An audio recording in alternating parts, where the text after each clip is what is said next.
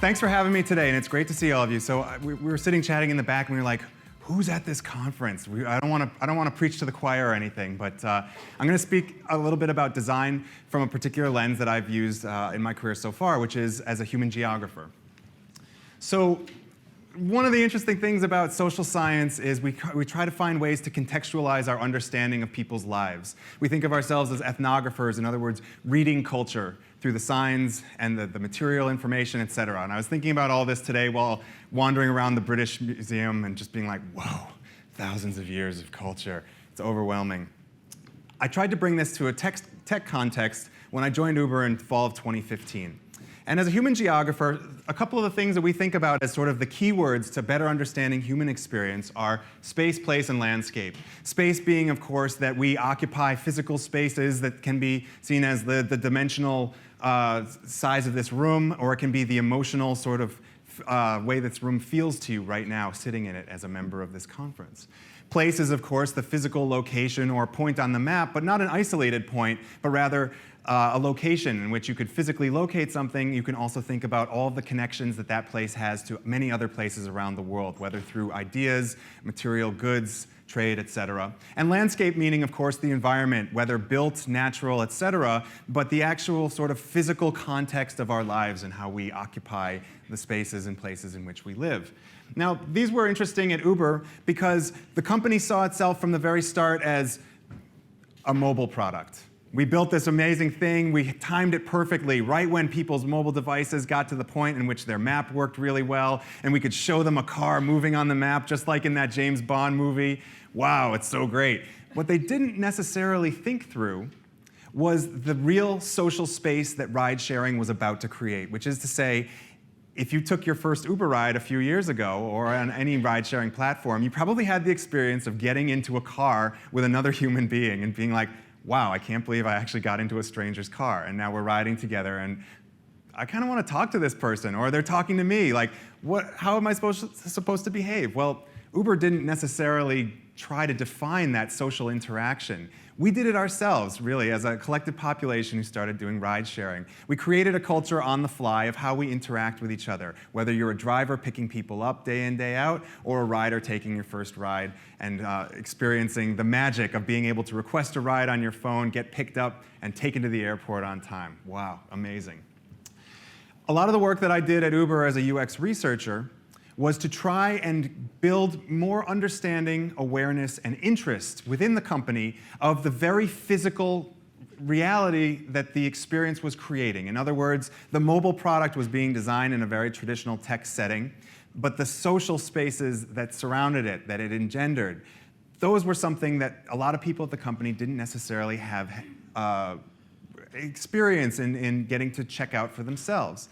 In other words, we thought that UX research should first and foremost be getting people up from their desks, out into the world, and most importantly, meeting users. So you see a few examples of how we like to conduct design. We like to have it be not just user researchers in the room with, say, Uber drivers, for example, but other non-researchers as well. So if you're a designer sitting in the room right now and you're thinking about going into a career in UX, one of the things that it's great to do is to get out into the world and get to meet people face to face. Quite frankly, there's nothing quite like it. But going beyond simply the controlled setting of like a rented room in a testing center, we wanted to get non-researchers out meeting people in the real world and in those sort of physical spaces that we mentioned. So two examples would be, one, doing ride-alongs with drivers, or even better, becoming an Uber driver yourself as a staff member so that you could go out and try it out for yourself. At which point you realize that the in-app experience is just a very small component of the overall user experience of being an Uber driver, whether it's dealing with road conditions at night, traffic, unruly riders at different times of the day, etc.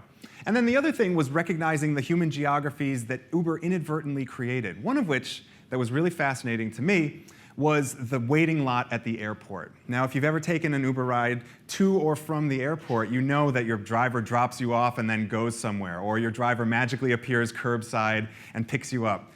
that driver, chances are, was probably hanging out in a waiting lot somewhere at Heathrow or Gatwick with a parking lot full of Toyota Priuses and hundreds of other Uber drivers, all in a digital queue waiting for their chance to then zoom into the pickup spot and get you out of the airport.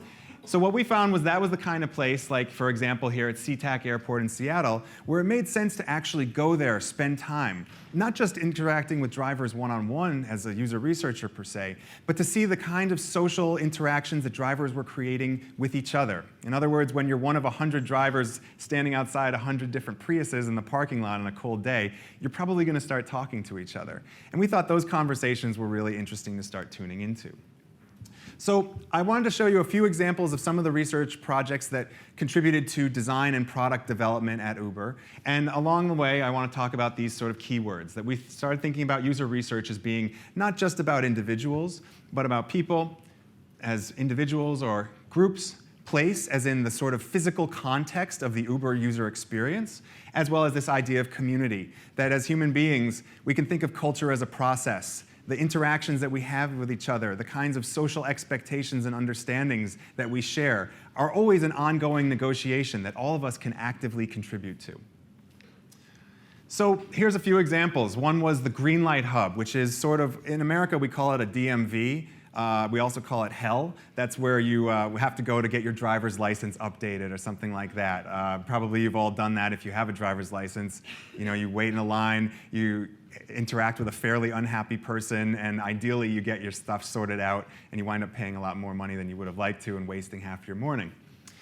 Uber learned after a while that support for drivers as long-term users was not going to be successful if it was limited to in-app help centers or in-app solve-your-own-problem kind of automated processes. That the company was spending a tremendous amount of money on a worldwide global support network of tens of thousands of support agents answering what we call tickets.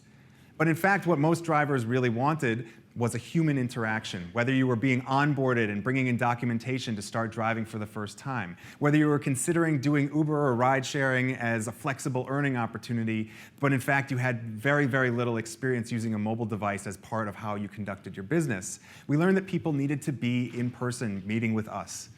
So one of the projects that I worked on as a UX researcher was designing the user experience for drivers to come in and meet Uber at designated spaces called Greenlight Hubs. And we basically led an expansion into hundreds of cities within a very short amount of time. And we wanted to change the model from being purely transactional, in other words, get in and get out as a driver, to being a space where there was an opportunity to have community growth. So some of the things that came out of research sessions from drivers were the kinds of needs they had individually. I'd like to have a clean bathroom. I'd like to be able to have a place to park my car safely where I won't be ticketed. I'd like to have comfortable chairs where I can take a nap for an hour. And also, I'd like to have a space in which I can meet other drivers. So the space you see on your right was an early experiment with that, of building some kind of social space in the physical design around this idea of an Uber-branded environment. Other things that we did internally at the company that were a lot of fun to work on from a user research perspective were emphasizing the potential for UX research to have a creative output. In other words, not limiting ourselves to usability testing so much as allowing for that really meaningful human interaction or sort of ethnographic component of fieldwork to be turned into a variety of creative assets. So what you see here on the left was the conference room screen program that we launched, which was basically, if you work for any company, you've probably seen a whole lot of screens, and who knows what kind of content is on there, if any. Uber had tens of thousands of screens in offices around the world and very little content to put on them. So as we started conducting user research and field work, we started wanting to photograph drivers. We wanted to photograph people, film video with them, and edit that into multimedia, and create other forms of creative content that weren't sort of the traditional marketing testimonial of somebody saying like, I love this company, I plan to do this for the rest of my life, thank you very much. And more of people giving us a more nuanced, detailed view of their life, their background, their experience, but also crucially their perspective. And that was how we started thinking about planning for the future, was if we're going to do field work in which we spend a lot of time with people, a big piece of that should always be thinking with them towards the future. That it's very easy to do straightforward usability testing where we see what in the product is currently broken. But getting a greater context of their lives is one of those really enriching things about being a user researcher. and to actually follow through on the investment of time and resources that any company makes in user research, we felt that creative assets should be one of the things that we actually produce as a team. And the ideal thing about user research and working on creative assets like photography or narrative, et cetera, is you have the opportunity to make sure that it has the level of authenticity that you want to hold the standard to.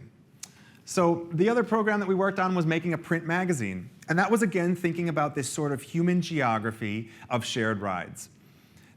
It's not typical, perhaps, for a tech company to have a print magazine. I mean, why would everyone do a print magazine? We could put it on the phone. We could put it on the web. We thought, first of all, we wanted to have something that was tactile and tangible. But second of all, we thought of print as a way of having a certain stickiness, which is to say, if you create print magazines and put them out into the world, hopefully they'll live on and continue to turn up or pop up in interesting, unanticipated ways.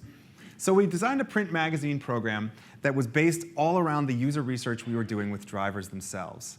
We decided to make drivers the focus of this magazine, and we sort of thought about it as being about them, their photos, their narratives, their worlds in their words. And the kind of social context that we thought about this magazine living in was not necessarily on a bookshelf or on a book stand at your magazine shop, but actually in the back seat of the car for you as a driver to have, but also more importantly for riders to discover as they get into the back seat. And part of that was, as the years sort of passed by, Uber went from being a very zeitgeisty thing in which a lot of people were sort of having those initial ride-sharing experiences of being like, wow, I can't believe I'm in the car with somebody. I think I'm going to talk to this person. To, I think quite naturally, more and more, we sort of get into the back seat of the car and just like tune right back into our phone. Or maybe we don't necessarily take that opportunity for having a conversation with this potentially very interesting person who's either a neighbor of ours in the city that we live in, or perhaps one of the most interesting people we could possibly meet when visiting a new city that we haven't been to before.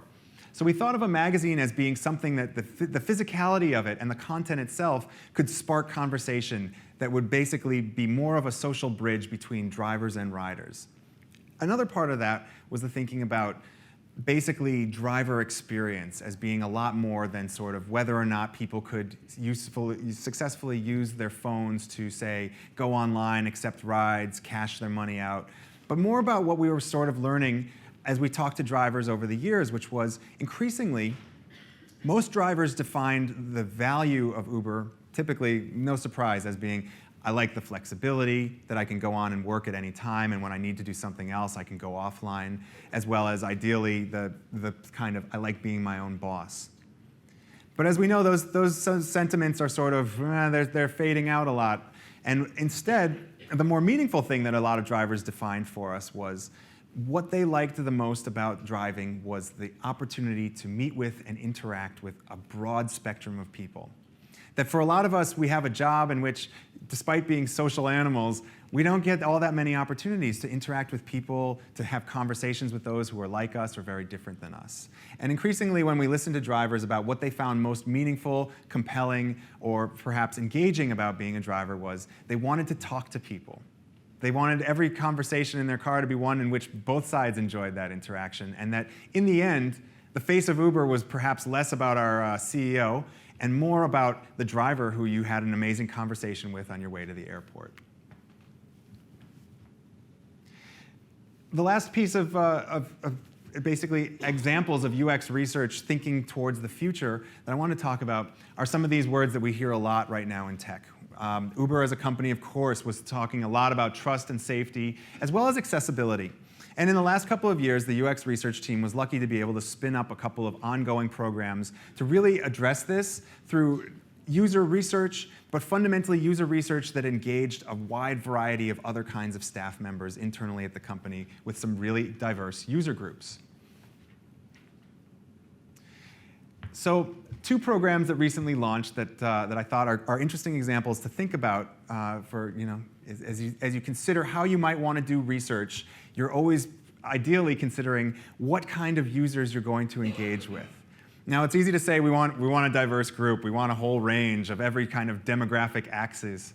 But what we found increasingly at Uber was there was a kind of collective amnesia across the company about the kinds of users who weren't using ride sharing. In other words, Uber's popularity, its centrality in the sort of like tech news discourse and also being a Silicon Valley company, there was a growing sort of assumption that, well, everyone's heard of Uber, right? Everyone's using it, we think. But we found that there were certain user groups that weren't. And also, ideally, one of the great things was, one of those user groups are elders.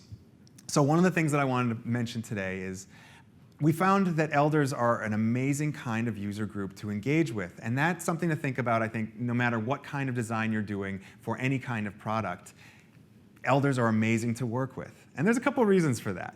One, you can get a very small group of elderly people, and they'll easily represent the full gamut of accessibility challenges that users face. Everything from reduced neuroplasticity, challenges of limited hearing or eyesight. But also, if any of you have grandmas, and I'm sure you do, you know that grandmothers and grandfathers and elders in general tend to tell you the whole undiluted truth. That they are able to break the most dogmatically, efficiently made product instantly. So there is no one better to test your beautiful design than your Grandma Connie, for example. And I know this because my mom and I took an Uber this morning, and despite the fact that I've been teaching her how to use Uber for the last 6 years, it's still a struggle for her. So there's a couple great ways to meet with elder users that I want to advocate for today. The first is bringing them on site. If you have any way of hosting people on site to come in and talk to you for the day, it's incredibly valuable. Now, elders, of course, require a little bit more special care and treatment as a user group to come in and visit you. You're going to probably have to arrange for their transportation. You're going to have to make sure they're super comfortable, make sure they have ample bathroom breaks. But what you will get out of this experience is invaluable, because you're going to get a small group of users who are going to represent a huge variety of user challenges. You're going to get people who will not lie to you. And also, it's going to be the kind of conversation that most of these users really enjoy giving you, like the full frontal, like nothing but the truth, because frankly, they don't get out enough, and they, want somebody to listen to them for a change. The other opportunity, though, for a company like Uber was to go out into the world and meet with elders where they actually live. And for us in the Bay Area, that was, for example, in elderly retirement communities. And those are interesting places because you start to realize that in cities where the built environment is dominated by cars, for example, when you're someone who can no longer drive safely or otherwise, it's an incredible change to your whole quality of life. And of course, the neuroplasticity challenges of using an app or having a mobile device, those are easy to spot with elders. But the broader context of what their lives are like and the kind of real physical environmental challenges they have about their personal mobility, these are things that you can really understand if you go out and meet them. So that was the kind of experience that as a user research team, we wanted to make sure that everyone internally who was working on just about any product would be tuning into this. And then the funky looking device you see there on both of those screens was what we called Uber Kiosk. And this was an interesting thing that I think goes back to the very sort of roots of Uber as a company, which is, again, a company that thought that the dominant piece of technology now and for the next decade is going to be this phone, this mobile device. And what Uber finally learned after about 8 years was, in fact, there are certain types of hardware that we as a company should be investing in. And one of them was an actual physical kiosk unit. It looks like a sort of glorified 80s arcade game. But in fact, it was something that would physically live in an airport. And as a rider who perhaps didn't have a mobile device or had never ridden an Uber before, you could use that screen to do a very simple UX to create an account, request a ride. Great, but probably not enough to get users on board who weren't already using ride sharing. Well, the sort of innovation that we were able to introduce from a user research perspective was, let's have live video chat. Let's have a screen in which you can put on a pair of headphones and interact with somebody live on screen in the language that you've selected to speak, that you can actually talk to live. So what we found was, talking to elders about this kind of thing, most of them said, whether they had a mobile device or not, whether they were completely unaccustomed to ordering Amazon products with their device or talking to their grandkids, or they were somebody who pretty much everything they owned had been delivered from an internet company. The opportunity to see a live face on a screen and actually talk to them and get account support a walkthrough of the whole UX was invaluable to them. And from a research perspective, I think the takeaway here is look for ways in which you can conduct user research remotely. I know there's a few talks here today that are going to touch on this. But once you start doing that, you'll discover that there's a variety of tools, whether they're built in-house at a big company like Uber or third-party tools that you can make use of as a researcher or a designer that will allow you to have a face-to-face conversation. Even if it's on a screen, the fact that you can be speaking with people who are thousands of miles away is meaningful. It'll be rich for you on the company side, but will also be rich for them. What we learned from elders in particular was they're like, when you actually make eye contact with me, whether it's in person or over a screen, I feel as though I'm actually being listened to and understood.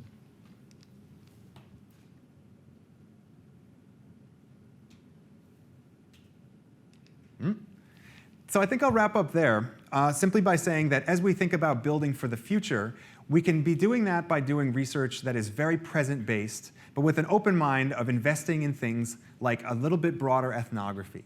That if you're going to do research with users around usability, for example, invest in the time, space, and opportunity to engage with them in their world, in the context, the physical built environment in which they dwell, the city that they live in, the neighborhood that they inhabit.